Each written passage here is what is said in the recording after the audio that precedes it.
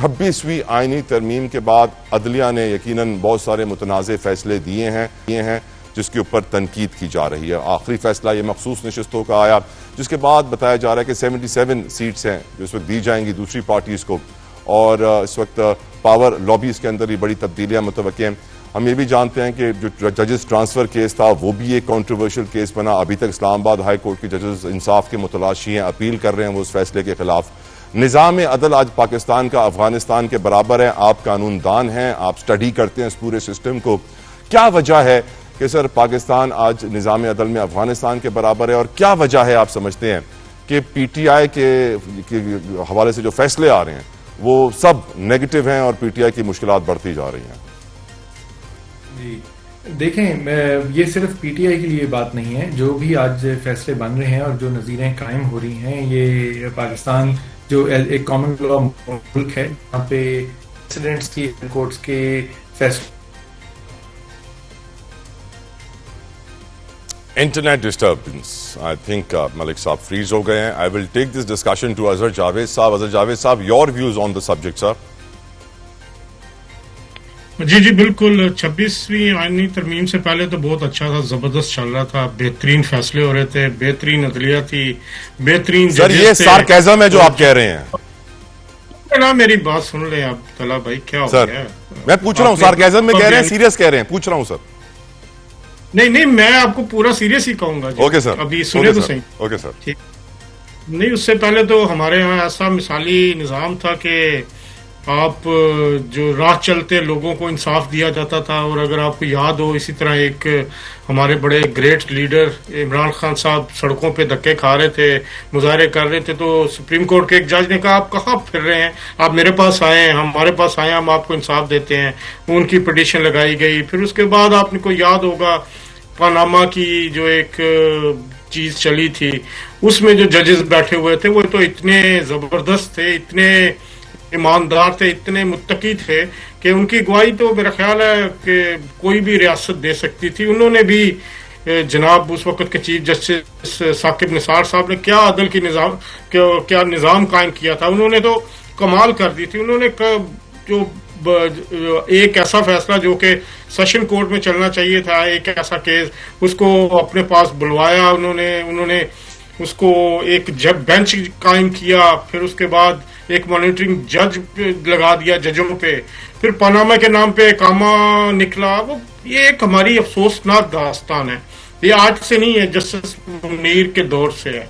और ये मैं आपसे इत्तेफाक करूंगा कि इस निज़ाम अदल को ठीक होना चाहिए, और जब तक ये निज़ाम अदल ठीक नहीं होगा पाकिस्तान आगे तरक्की नहीं कर सकता। लेकिन मसला क्या था साहब? मसला ये है कि जिसको जो फैसला सूट करता है वो उस जज की हमायत शुरू कर देता है, वो उसकी शान में कसीदे पढ़ना शुरू कर देता है।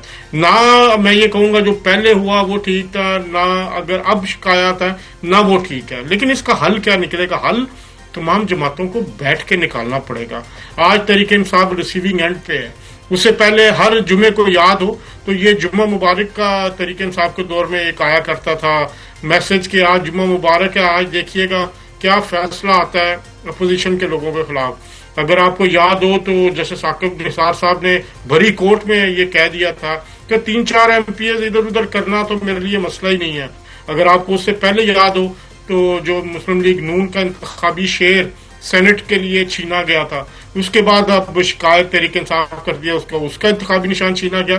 तो ये तो एक ऐसी क्या कहते हैं दास्तान है, लंबी दास्तान है जिस पर सवाल शर्मिंदगी के कुछ किया ही नहीं जा सकता। कल हो या आज, हमें अदालती निज़ाम पर जब तक हमारा एतमाद बहाल नहीं होगा, हमें अब ऐसे जो भी मामलात हैं, जो सियासी मामलात हों उसके हवाले से, या हमारी जुडिशरी का जो सिस्टम है, इसको ओवरऑल चेंज करना होगा। देखिए बरतानिया हो कि अगर आप सिस्टम को देखें, जब केस यहाँ पे चल रहा होता है ना, तो आप यकीन करें यहाँ पे पाबंदी होती है कि जो जूरी में बैठे लोग हैं या जजेस बैठे हैं वो उस केस से मुतल्लिका किसी भी बंदे से राब्ते में नहीं आ सकते। यहाँ पे सोशल मीडिया इस्तेमाल करना ममनू होता है उन दिनों में उस ज्यूरी के लिए या उस जज के लिए। लेकिन हमारे यहाँ क्या होता है, हमारे यहाँ पॉपुलैरिटी में फैसले होते हैं, जजेस जो रिमार्क्स देते हैं वो टीवी चैनल्स की जीनत बन रहे होते हैं। तो ये एक अफसोसनाक अमर है जिसको दुरुस्त होना चाहिए। बिल्कुल, हमारे मुल्क में तो सर हाई कोर्ट के जजेस भी खत लिख के ये कहते हैं कि भाई रिश्वत सतानी का बाजार गर्म है, जो नए जजेस आए हैं उनका स्टाफ रिश्वत ले रहा है, कोई उनको रोको। और जब वो ये खत लिखते हैं तो अगले दिन उस अदालत में जितने सीसीटीवी कैमरास होते हैं वो सब हटा दिए जाते हैं ताकि अगली बार उनकी रिश्वत लेते हुए वीडियो ना बने। बैरिस्टर तैमूर मलिक साहब, आपका आंसर पहले आ रहा था सर, आप फ्रीज हो गए थे, प्लीज कंटिन्यू। जी अस्सलाम वालेकुम, I hope you can I can hear you clearly sir. देखें, मैं बिल्कुल ये इनकी बात से मैं एग्री करूंगा कि जो इंसान तो सबके लिए, सब पाकिस्तान के लिए है, तो उसके अंदर बेहतरी लाना किसी एक जमात की बात नहीं है। इस वक्त पाकिस्तान तहरीक इंसाफ के खिलाफ फैसले आ रहे हैं, कल को किसी और के खिलाफ हो सकते हैं। और जो असल चीज है वो ये है कि ये जो नजीरें कायम हो रही हैं इस वक्त आला अदलिया के फैसलों की, इनसे ही असरअंदाज होकर फिर जो मातहत अदालतें हैं वो भी फैसले करती हैं। तो ये काफी आने वाले सालों तक इनके बड़े मसाइल होंगे। और जो मखसूस नशिस्तों की आपने बात की वो तो एक केस है, लेकिन आप बेलों की बात ही ले लें कि कई लोग हैं जिनकी 2-2 साल से जो जेल में हैं, अंडर ट्रायल हैं, ना उनके ट्रायल कंक्लूड हुए हैं और ना ही उनके बेलों पे फैसले आ रहे हैं।